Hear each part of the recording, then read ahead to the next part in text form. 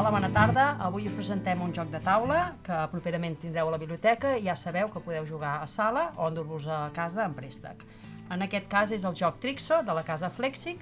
És un 3 en ratlla reinventat amb noves opcions i és un joc per jugar de 2 a 4 persones a partir de 7 anys i té una durada estimada d'uns 15 minuts.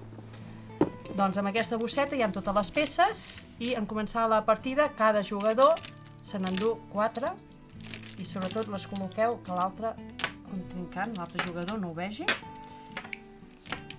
I es tracta de fer el 3 en ratlla. No tenim cap plantilla, però ens hem d'imaginar un requadre de 3x3. A partir d'aquí, de manera alterna, anirem posant les fitxes d'una en una.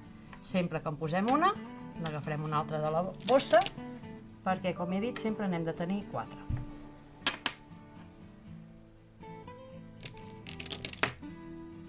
Ara ja veureu una de les primeres característiques. En aquest cas jo tinc aquesta peça taronja, que també em permet que puc fer un 3 en ratlles en vertical, horitzontal o diagonal amb aquest color. El farem. Som-hi.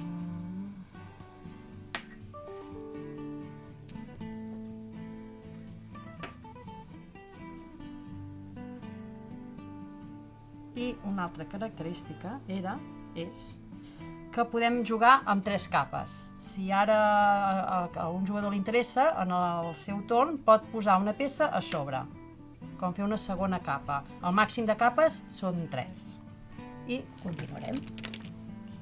I apareix una nova fitxa en joc, Esther? Exacte. Que aquesta fitxa n'hi ha poques perquè pot jugar-te molt a favor.